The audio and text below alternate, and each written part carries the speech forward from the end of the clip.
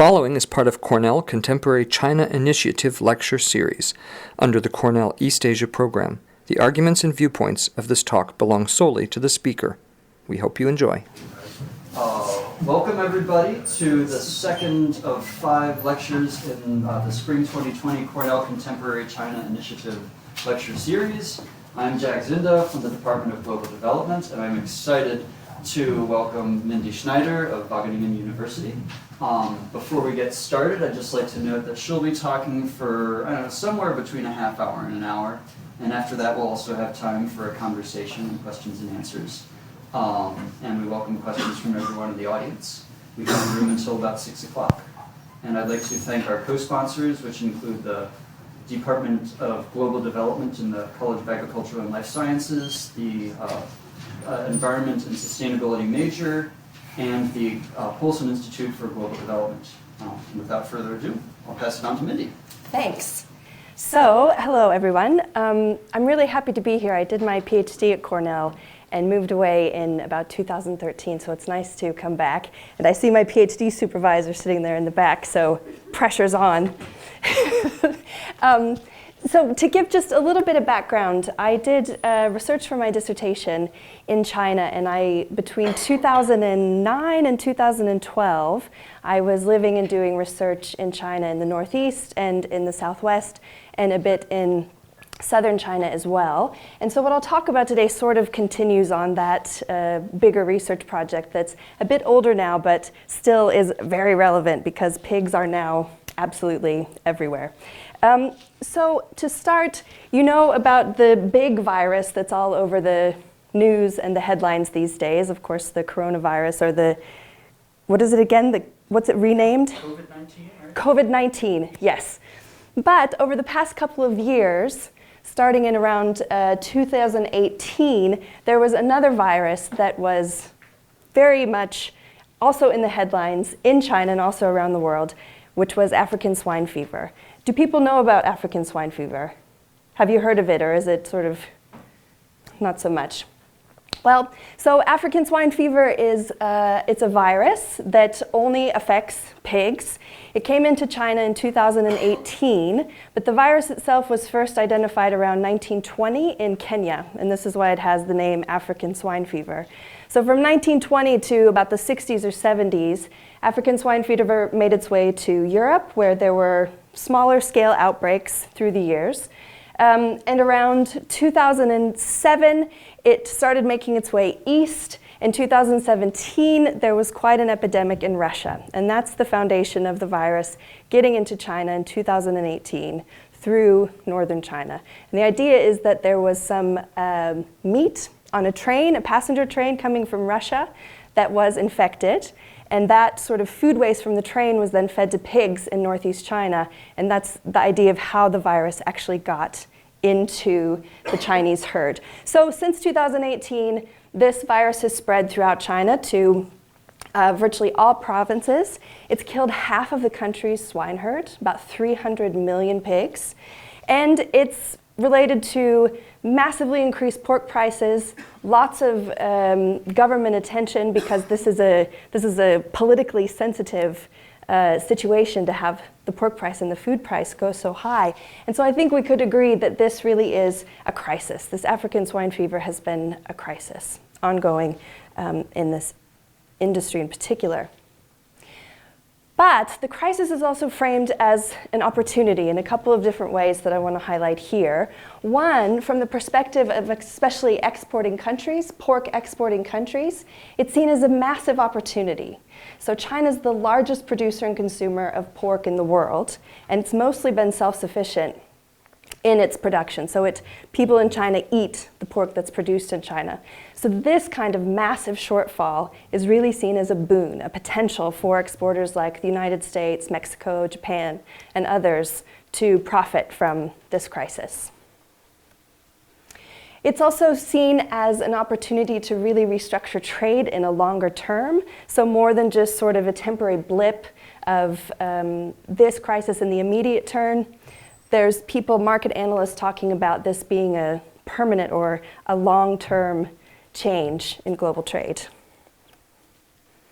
And then within China, the African swine fever crisis is also an opportunity to further industrialize and to further scale the pork industry. So this is from one of the pronouncements that came out in the wake of the epidemic from the State Council, which you can read here, that in response to the African swine fever epidemic, will further promote the standardization of large-scale pig production, reduce the proportion of free-range production, which is the smallholder production, and shift further the industry towards a more farrowing to finish operations, which is the whole chain of production, and increase biosecurity. So in other words, the crisis is an opportunity to further industrialize, right?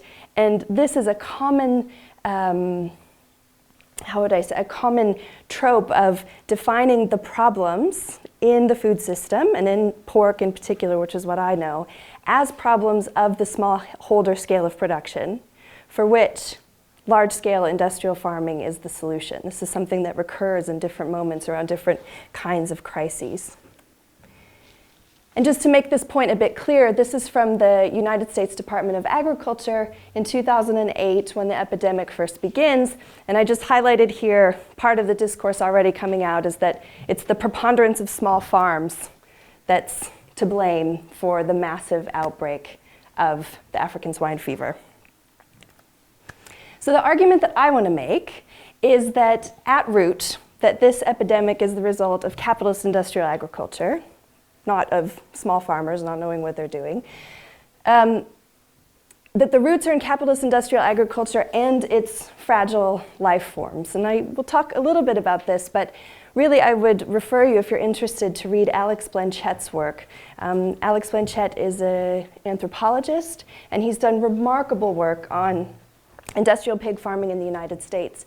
And he writes about the ways in which this form of farming creates fragile life forms that the industry has to work to keep alive, right? And all of this attention and investment spent to keep these fragile life forms alive. So I'll return to that, thinking about in China in particular. So we have that the root of this problem, I would say, is here, and yet instead of addressing this problem, again, it's turned into a further opportunity, turned into something to further industrialize, to further move in the direction of what I would say is causing the problem in the first place. So we can think about this as a form of what Naomi Klein would call disaster capitalism, which is where a crisis is turned into a marketing opportunity, turned into an opportunity for further capital accumulation. And I'm trying to think of it also as a pork fix. So related to David Harvey's spatial fix, where overaccumulated capital needs to find a new place to be productive, right? In a way, the response to the African swine fever epidemic to further industrialize is also a response to the over-slaughter capacity in China. There's been such a rush of investment in the pork industry that there's more slaughter capacity than there are pigs already. And then when you have 300 million pigs die, suddenly that slaughter capacity becomes even more. So in a way, I think we could think of this as something like a pork fix. It's something that, something to do, some way to boost those pork supplies to address the slaughter capacity. So I want to situate this African swine fever epidemic and this argument that it's capital industrialist agriculture that is the root by putting this in the context of China's pork boom, which is where my research has started and where we can think about these developments. So this graph shows world meat production from 1961, when the FAO started collecting data, up to 2010. And this was a chart that I came across quite a long time ago and sort of started my interest in what became my dissertation project, because I was very curious about what happened here in this year, 1979, when you see pork skyrocket. And it didn't take long to understand that what happened there was 1979 was 1 year after reform and opening in China. So reform and opening is when we start to see the liberalization of certain sectors of the economy. We start to see private investment coming, things like agribusiness firms. And it turns out that one of the focus areas for development was pork. pigs, was industrial livestock. So really, this story of pork becoming the most produced and consumed meat in the world was also the story of China opening and pork being very much a part of that opening. Just to give a comparison here, again, this is from 1961 to 2017. This shows you pork production in China versus pork production in the United States. So a huge difference. The other side of production, of course, is consumption. So from 1980, the per capita meat consumption, general meat consumption in China has quadrupled. To give a sense of that, in 1961, people ate 4 kilograms per person per year. By 2017, it was 50 kilograms per person per year. And we need to put this in relationship, of course, to broader trends. So these are average annual consumption figures for the world coming from the FAO. And you can see that China's above the 2009 figure, still below predictions for 2050, but compared to places like the United States, it's still less than half. Per capita meat consumption in China is still less than half of places like the United States. So important to give that relative figure.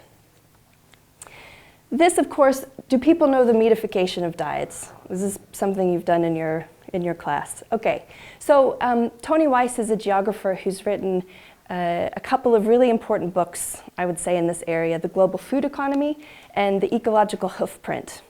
And his concept of meatification is a way to describe this shift in our consumption patterns, where for most of history, for most people, meat has been sort of at the periphery of our plates, and progressively it moves to the center. So this overall process of the meatification of diets. And that's something we're looking at in China, of course, with this increased meat production and consumption. Just to show here, this figure shows you Chinese consumption. Pork is the blue line, chicken is the green line, and beef is the red line. So again, to show, I showed figures for overall meat consumption, but pork really is the story here. We see increases in other kinds of meat, but just to really drive home this point that this is about pork.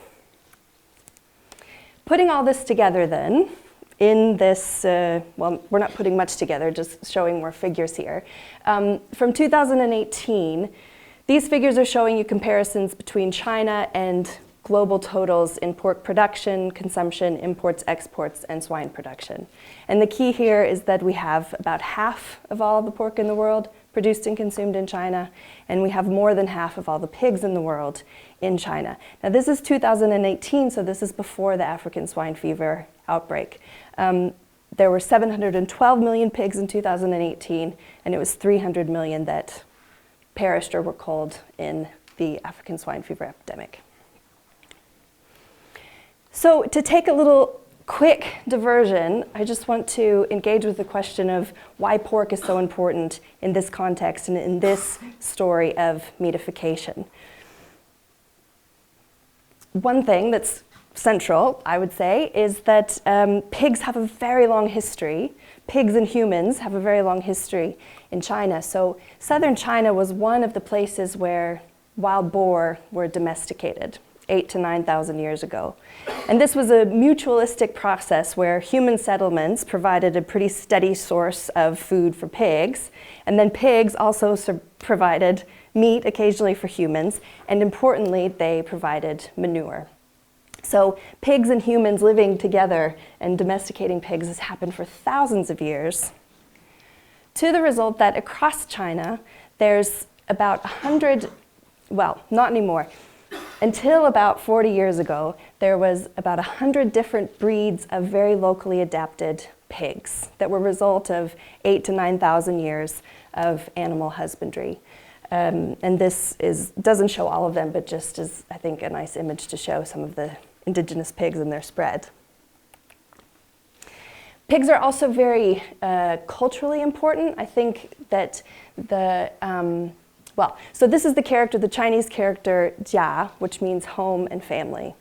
And this character was made by putting the roof over the pig. These are the pictographs for the roof over the pig, or putting a roof over a pig, which I think expresses the centrality of pigs in the Chinese household, and also expresses this 9,000 years of the two living together.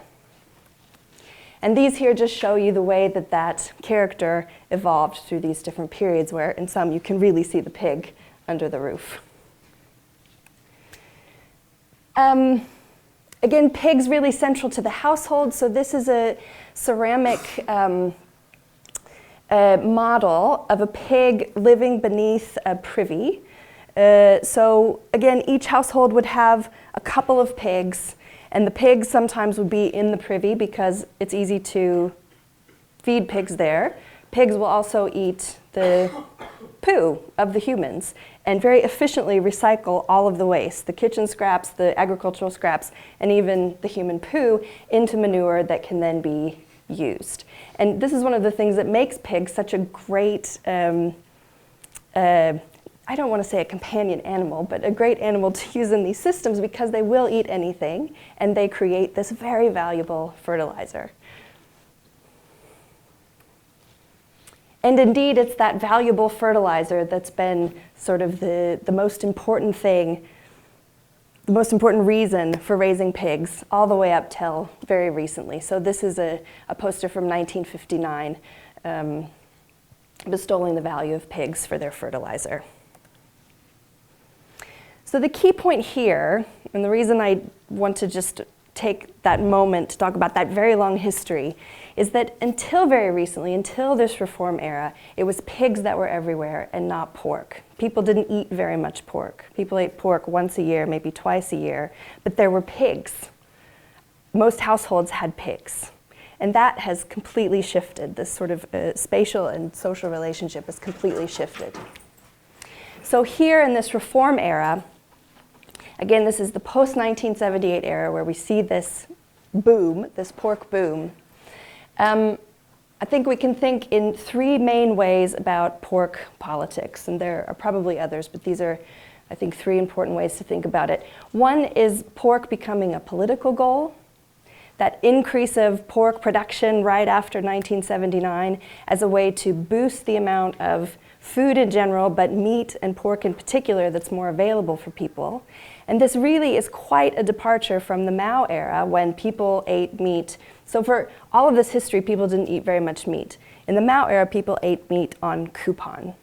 So pork then, I think, becomes something that gets more widely available, people have much more access to, and it sort of comes to symbolize the progress of the reform, the progress of this shift to a capitalist economy. Pork also then is a tool for economic growth, quite literally, in this massive industry where you have commercialization of the production, of processing, of retail, of these whole chains. It becomes an important economic growth sector. And pork also becomes a source of global competitiveness, which becomes more important later in the reform era. So we see the state supporting the building of domestic agribusiness firms, and those firms being very important to increase China's global competitiveness. And again, this is about this period from 1978 up until the present. So, thinking about this pork boom and how it happened, and thinking about the roots of this problem in capitalist industrial agriculture, the common way, or the sort of developmentalist way that we might think about these kinds of dietary shifts, dietary transitions, is the nutrition transition, where we can measure in place after place that as income increases, as urbanization increases, that diets change in these very predictable ways. So people eat more meat, they eat more animal products, they eat more simple carbohydrates like sugars, and they eat more processed foods. And so this is just sort of the description of diets changing. So what I've tried to do is instead look at the increase in meat production and consumption as a political economic project. And to do that, instead of thinking of a nutrition transition, I've written about an industrial meat regime, looking at the policies, the discourses, the investment, the material flows of commodities that come together in order to create this meatification of diets. And again, the key point here is that, well, a key point is that this form of production, meat, is also a source of profit and growth. And I think we could say this for many food products, right? That they are not just food, right? These are important economic sectors and important businesses. So as a way to analyze them as such. And in the next few slides, I just want to go through two key factors in China of how this industrial meat regime is rolled out and how production and consumption have increased. First, sort of talking about the technical and the commodity arm of this, and then about agribusiness to establish this part of the argument. So first, to think about CAFOs, soy, and genetics. Again, householding was the dominant form of raising pigs and pork until the 1980s. So all of the pork in China came from these small-scale household backyard production systems where manure was the most important thing, right? And in those systems, people raised these indigenous pigs. And what do you notice about these pigs? These are actually pigs that I met. What do you notice about them? A little overweight. Yeah. Anything else, though? One is pregnant, and she's about to have 16 babies. So that would be why she looks overweight. Well, they're not pink, right? For one thing. They're not pink, they're quite hairy, and they have sort of distinctive features and faces, right? So these are more Chinese indigenous pigs that have developed over this long time, and that some farmers, very few farmers these days, but some farmers still have. But this is, I'm defining kind of the baseline, let's say.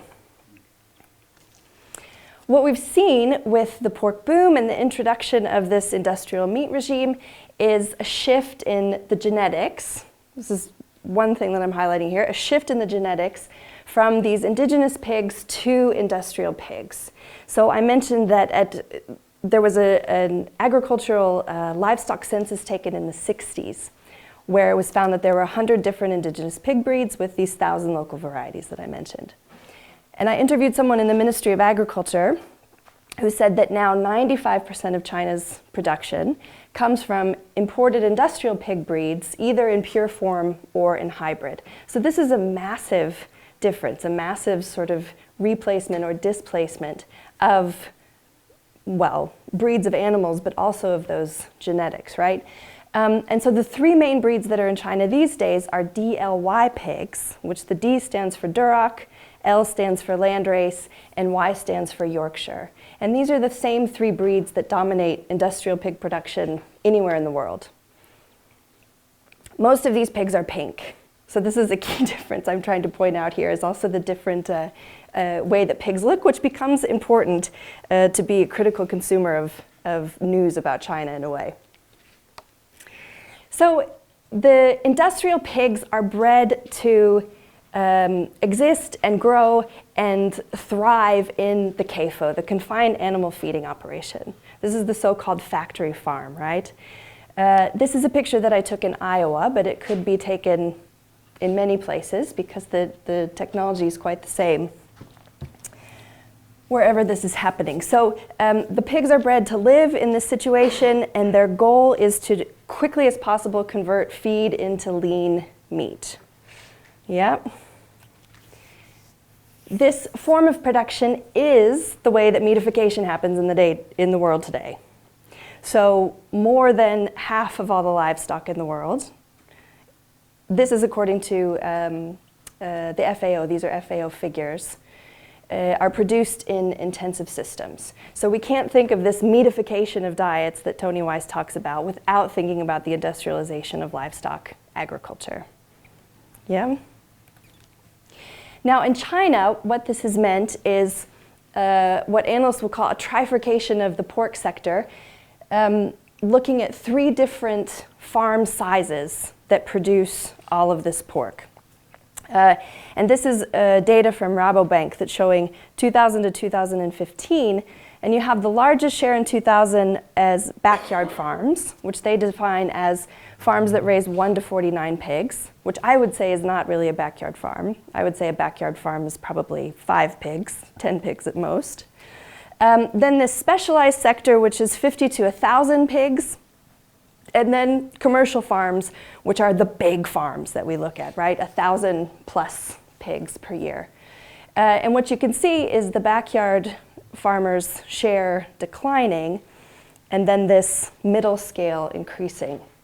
So I just want to make this point here that this is a specialized farm that I visited. And when you read data, both from governments, the Chinese government, the USDA, also the FAO, this will be defined as a traditional smallholder farm. But what you notice here is all these pigs are absolutely not indigenous pigs, right? These are absolutely exotic imported pigs. And this may not be a fancy, fully living together in a small building and all their feed is being supplied, right? So this is a CAFO in a way. But this, when you read the figures, this will be counted as a backyard farm. So I'm just bringing this up because this is one of these things that when you read some of the media about the African swine fever outbreak or others, these categories get lumped together, but they're absolutely not the same. I hope that's clear. If not, we'll come back. So there's this mid-range that we're talking about, which I would say is still CAFOs, is still industrial agriculture. And then there's the goal, which is this big, ultra-modern, ultra-specialized, ultra-industrialized production systems. This is a company called Yangxiang, which has emerged as one of the biggest industrial pig producers in China. And just to give a sense of what we're talking about here, the number of animals on the space. In each building, you'll have 1,000 to 2,500 pigs, depending on their size, or 10,000 piglets. And they eat 6 to 9 pounds of feed per day for 6 months. So when you do the math on this, you start to see the kind of the metabolism of feed that needs to go into these ultra-modern systems. So the CAFO here is discussed as something that's inevitable, because in order to produce more pork, you need to use the CAFO. And in fact, these huge production gains couldn't have happened without industrial agriculture. That's a fact. Also in China, it's discussed as something that's inevitable because of the land and population disconnect, let's say. There's no way to feed all these pigs by using the land in China and still be able to grow food to feed the people, right?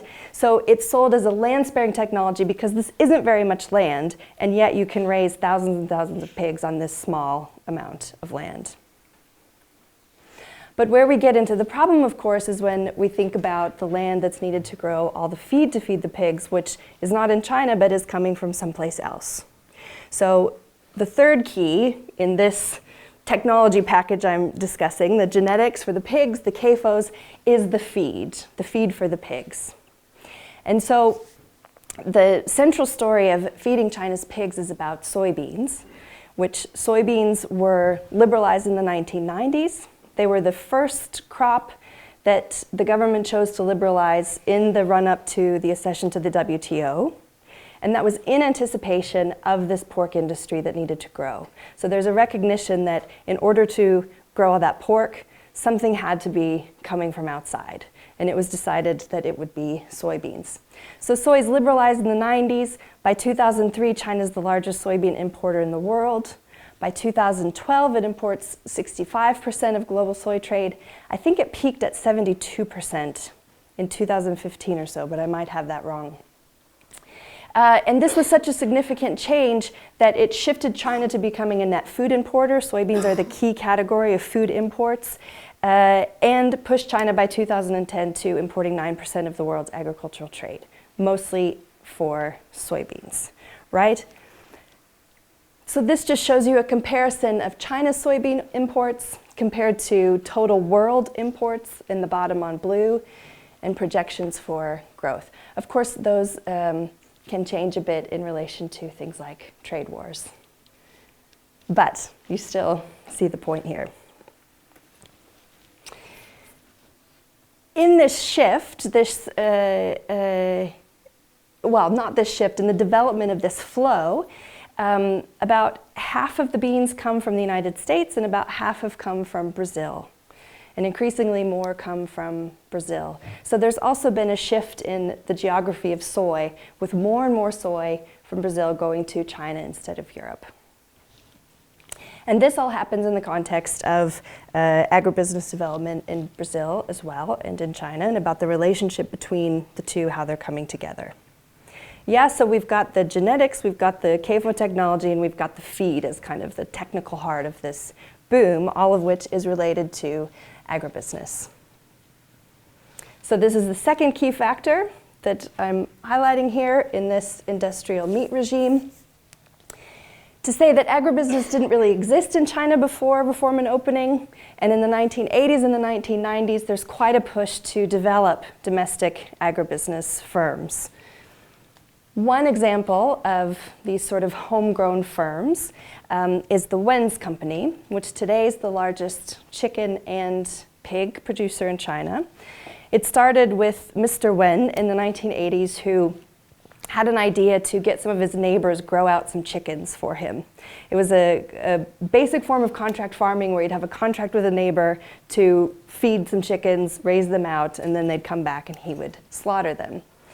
This gets sort of, I don't exactly know how this all happened, what his connections were, but this is a story that's told sort of a rags to riches story about the wonder of entrepreneurship, right? But in the end, this model of his, this contract farming model of his, is called the company and farm model, and it gets written into policy. It becomes sort of the model for how agricultural development should occur through contract farmers. So at the end of the 90s, the early years of the 2000s, there's sort of a focus in policy on developing these long industrial chains. And this is a picture from Sinograin, the big state-owned company, a display of theirs at an agricultural expo, where you can see the model is trying to make a vertically integrated system where you have companies at the processing end contracting with farmers all the way down to the farm end. And that's the idea of what modern agriculture looks like, is vertical integration through this company and farm model. Dragonhead Enterprises then. Has anyone heard of Dragonhead Enterprises? Well, heard of, that's not a good question. You know Dragonhead Enterprises very well. Dragonhead Enterprises are agribusiness corporations. They are processors.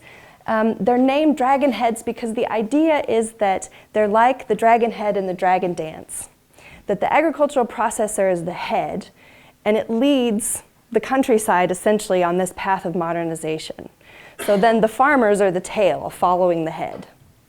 What that means in practice is that the state subsidizes the agricultural processor, the dragon head, with the idea that the processor contracts with the farm household.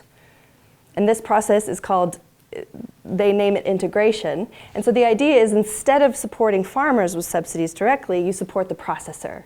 And it's sort of this idea of a trickle-down economic system where you support the processor and somehow the smallholders benefit through the contracts with them. So this becomes the again, linked to that idea of vertical integration in the company and farm model. It becomes the main form of agricultural development, and today it's most of the production of crops, livestock, and aquaculture in China is through this kind of model. Yeah, let's see.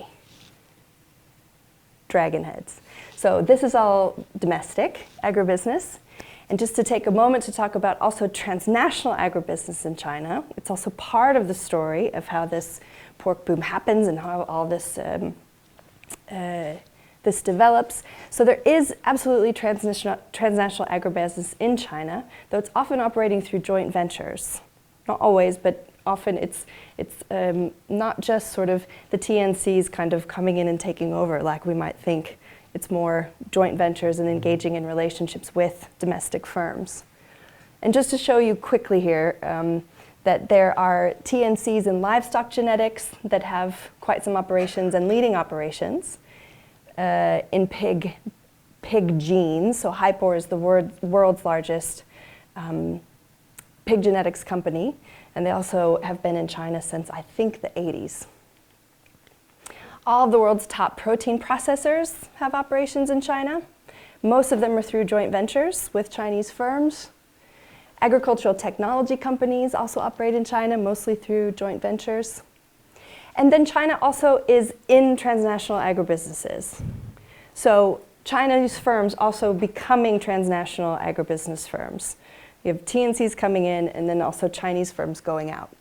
This is related to China's strategy called the Going Out Strategy from 1999 or 2000, where there's state support for firms to invest in operations and markets in other countries. Also sometimes to increase global competitiveness.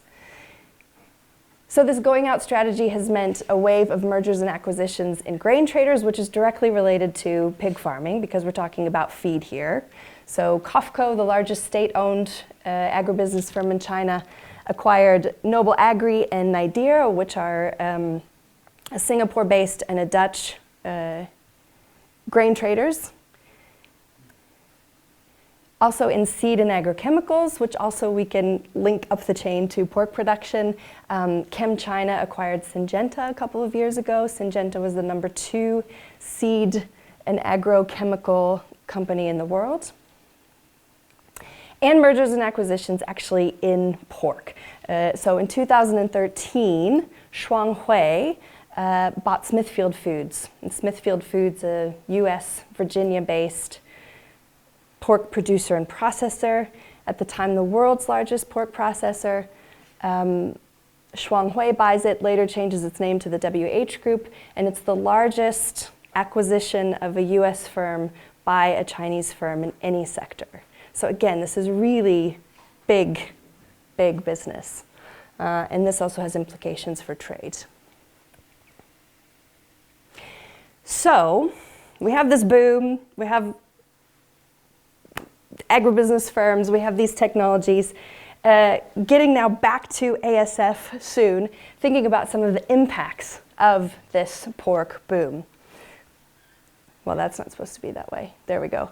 One, of course, is people are eating a lot more pork, but people are eating pork they're buying pork in supermarkets more than wet markets. Wet markets still exist, which has been in the news recently related to the coronavirus also. But more and more people buying in urban markets, more and more people eating more meals out. Processed pork products are the fastest growing market segment, and also the pork itself has changed. The indigenous pigs, because of what they eat and how they eat, they produce really fatty pork, and the modern pig breeds, the DLY pigs, they produce much leaner pork. So there's a physical shift in the pork itself. Another impact is that I mentioned earlier this idea of pork as progress that plays out. If you, these are from some interviews which now are quite old, but people talking about pork signifying wealth, pork, being really signifying progress, that pork's available for people to eat every day if they want to. Another impact is changing in zoning and transportation of pigs, and this again has come up in the discussions of coronavirus. So China doesn't have a developed cold chain logistics system, meaning refrigerated transport. So it's very difficult to move pork from one part of the country to another part of the country. That's meant that for the past several years, with some changes, slaughter facilities have moved closer to cities. So if you slaughter a pig closer to the market, then it doesn't matter if you don't have these refrigerated train cars. So it was about moving things closer to their points of purchase. This is then one of the things that's really on the chopping block at the moment for thinking about what it means when you put slaughter so close to human settlements. So zoning of where pork production can happen has changed. For a while, it was just that it was going to be zoned near cities. For a while, there were environmental problems, especially in the south, and so pork production was concentrating in the north. Now there's talk of moving pork production back further out to get slaughter away from human populations. But you have this, I think this is one of the things that's unique in China, whereas much of this is much more general, is you do have this strong government that can say we're moving things, and then it moves. So we see this movement of pigs around the place. Another impact, of course, thinking again about the idea of land sparing and thinking about how that changes when we include feed, is of course deforestation in Brazil, where soybeans are coming from. Another huge impact of the pork boom is manure. So this is a photograph that I took outside of an industrial pig farm in Sichuan province. And you can see this waterway is covered in algae bloom from dumping raw manure, or raw, unprocessed manure into the water. You get excess nitrogen and phosphorus, plants grow on top of the water, it makes it very difficult for other things to live in the water, much less for people to use the water. But in this context of this industrial meat regime, manure has become the #1 source of water pollution in China. So this first came out in 2010 with the first ever environmental census. And it was found that dumping from pigs and chickens from those industrial operations, this is the #1 source of water pollution. And at the time, this was really quite surprising because people would think it was factories that were the source of water pollution, right? But it really was from manure. So we can think about this as the back end of the CAFO. And to return to this picture and thinking about the stocking rates and how much feed the animals need, they also poop about 10 pounds a day. So when you have thousands and thousands of animals together pooping 10 pounds a day, you can see this is quite a disaster. This is Yangshan, which I've shown you before, and I'll show you some more. This is the Manure Lagoon that is being built for one of their massive new operations. So this is, there's quite some attention to dealing with this manure problem. It's not that it's just going on unchecked. There's been quite some regulations. This is kind of the industry standard for how you deal with manure. This is what we do in the United States. You have these massive lagoons where you hold the manure, it gets treated, and then you try to extract the solids to use as fertilizer where it can happen. But so this is being built up in the mountains where this new operation is to treat the manure. The problem is these things always leak and they don't really work, but they're kind of the industry standard, right? But that manure lagoon is outside of this new Yangshan operation that I want to spend a couple of minutes with here. This is sort of the darling of the pork industry. And I haven't been there. These photos are from the Pig Progress, which is an industry magazine that I read. This is a new operation in Guangxi province of Yangshan. And you can see these are pig apartments. These are stacked pig production units. I want to walk you through this, this facility. So what you see here in the back is a feed mill. And this feed mill has the capacity for 85,000 tons annually of milling feed, getting soybeans and milling it. The feed is then pumped underground through pipes that end up directly in the feeding the pig barns. This is worker housing. So coming back to this idea that the capitalist industrial pig is a fragile life form, things like viruses will run through an operation like this in a heartbeat. The animals are all genetically the same. So when you get a virus or bacteria, it could be anything like this, there's no sort of built-in natural resistance. All the pigs are the same. If one pig gets sick, they're likely all going to get sick. Because of that, the biosecurity measures on these kind of operations are intense. You can see the whole place is fenced in, but the workers actually live on site and they can't leave. I mean, they can leave if they quit, but they can't in the course of, of working.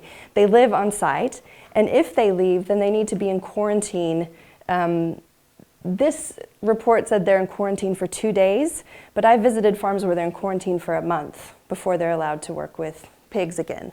But so everyone needs to stay there for fear that people bring pathogens in on their shoes or on their bodies. And so this is for thousands of workers that then live on site. Okay, behind here we have these pig hotels where each level holds 1,000 pigs. So this is a 7-story building that holds 7,000 pigs, and there's 2 of those. Behind that there's a 9-story building that has 9,000 pigs, and there's 2 of those, so that's 18,000 pigs. By the end of this year, there's coming a 13-story building, at which time this will be the highest pig apartment in the world. Currently, the highest one is 11 stories, I think. And there's 2 of those, so that's 26,000 pigs on this site. Okay, so we're getting to the point here. Currently, before the big 13-story towers are built, there's 32,000 sows on this one site. The goal for 2020, when those tall buildings are finished, is that there'll be 58,000 sows. So I'm digging into the company's literature, and their goals for 2024 is that each sow births 30 piglets. Their goal for slaughter is to slaughter 28 piglets per sow. And the reason for that, it's not a mathematical mistake, it's that you have to figure in a death of about 2 pigs out of 30, because in these conditions, this is a fragile life form, right? So you just write into this model with your goals, you just expect that you'll lose 2 pigs per sow. So the goal is that they're slaughtering over 1 million pigs per year by 2024. But this assumes 116,000 dead bodies per year just from this site. So I'm very interested, and this is related to this idea of fragile life forms and disease, what this means when we have the production of death that's not for meat. This is not a commodity. This is something that's waste. This is something that we haven't figured out yet. The capitalist system here that this is operating in hasn't figured out yet how to bring this waste back in and turn it into a new form of value. And this production of death is something that I think is quite unique. So another impact here is dead pigs. And of course you could say, of course dead pigs, because we're talking about meat production. But again, I'm talking about the dead pigs that aren't turned into meat. And this becomes something that's also endemic to this system of production any place in the world.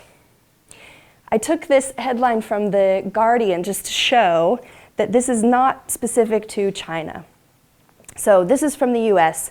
The mortality rate for operations with more than 125 sows is 10.2%. So again, this idea of death is just written into this model. It's sort of like something that you just have to write off when you're figuring, your projections for production and for profit. In the United States and in Europe, the solution for these dead bodies that aren't meat is to compost the bodies. So this picture here is from the USDA that's showing regulations for spacing of carcasses in concrete, they're typically concrete pits that are outside of industrial pig farms. And you layer the pigs and you compost them. And this one's from the European Food Safety Authority, which is also regulations for how you compost pig bodies, because you're going to have pig bodies. In the United States, we tend to pump the composted carcasses through center pivot irrigation to fertilize crops because it's full of nitrogen and phosphorus. And I just want to note here that this would be considered a circular food system. I mean, we could use that discourse to say this is a way of incorporating waste back into the system, which I think is an important point, or an interesting point for discussion. And so, African swine fever, I see as another expression of this production of dead bodies, of these fragile life forms, and of the death that's inherent in industrial pork production, not for pork, right?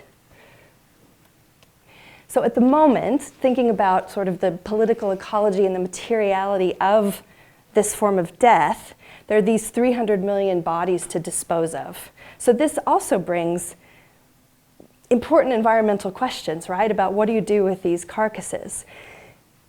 I haven't been able to find great information about what's happened to all 300 million bodies. I think most are buried, and there's regulations about where they're meant to be buried, how far away from farms, how far away from water. But my understanding is that's not always happening. I've seen some reports of mass live burials, because most of the deaths from these diseases are from preemptive culling. So in all cases, you have hundreds of thousands of animals that die from the disease itself, but mostly it's this fear that, again, you'll have this disease wipe out your herd, so farmers cull their herds before the disease can get them. And in many cases, that might look like live burial of pigs, because that's seen as the most efficient way to dispose of 300 million bodies, or thousands of bodies on your particular farm.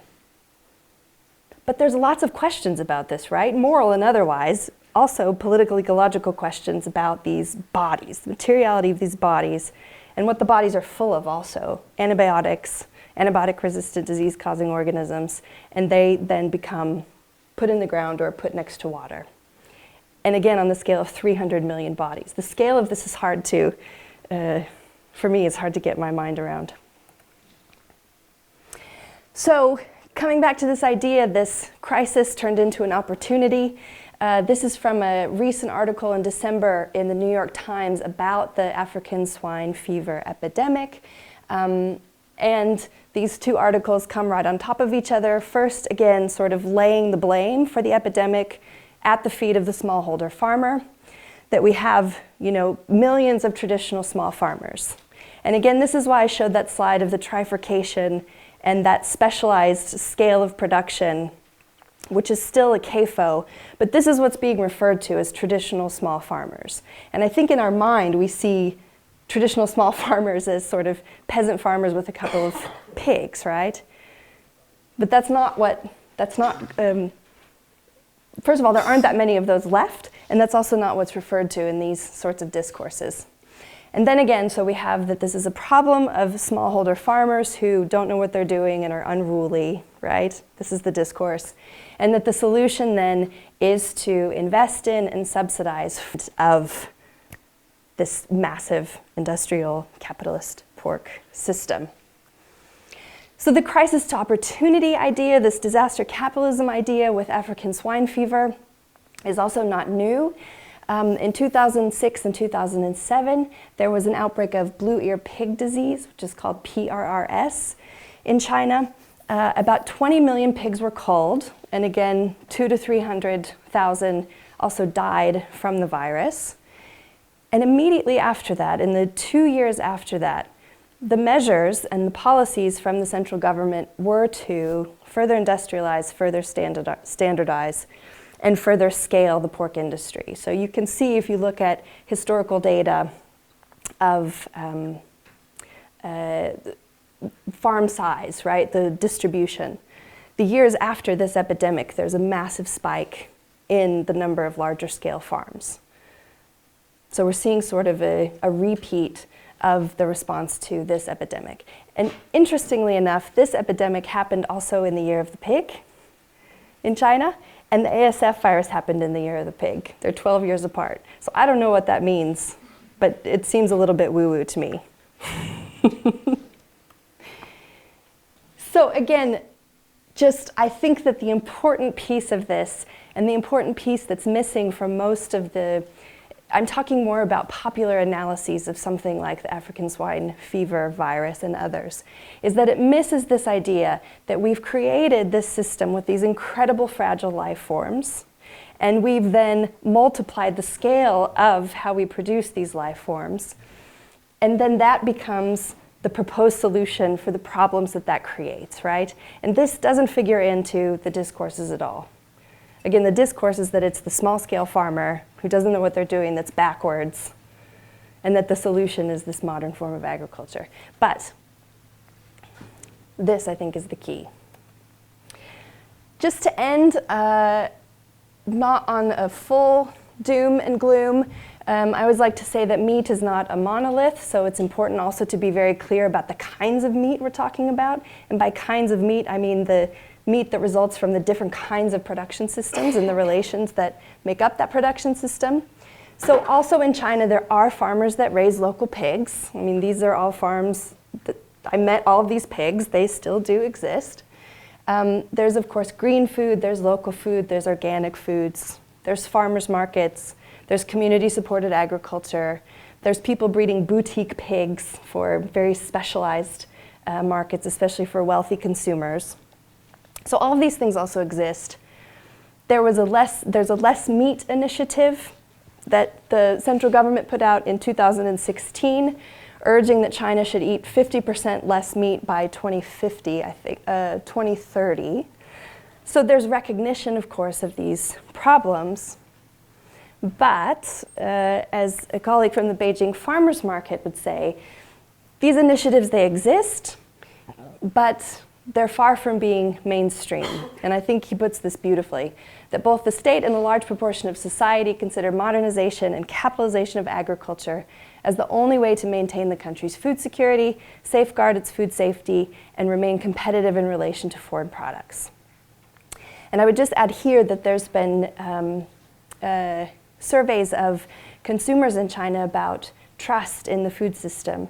And people repeatedly, or the results of these surveys are repeatedly that people place more trust in industrially produced meat than in, let's say, local meat, which in a way is opposite of what we might see in the United States, where people have more distrust of Smithfield Foods than they might of the farmer down the road in Ithaca. So I think this idea and this vision and this discourse is really strong, that this is the way to produce a lot of safe food.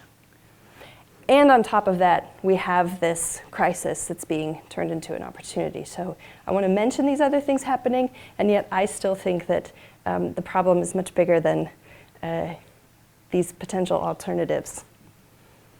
And that we see this further industrialization, further consolidation, further concentration is where it seems to me that the arc of history for the moment is going. So to end, I just put up a few things that I've worked on with others on this topic, if it interests you, because there's an awful lot to think about in this context. That's it. Thanks.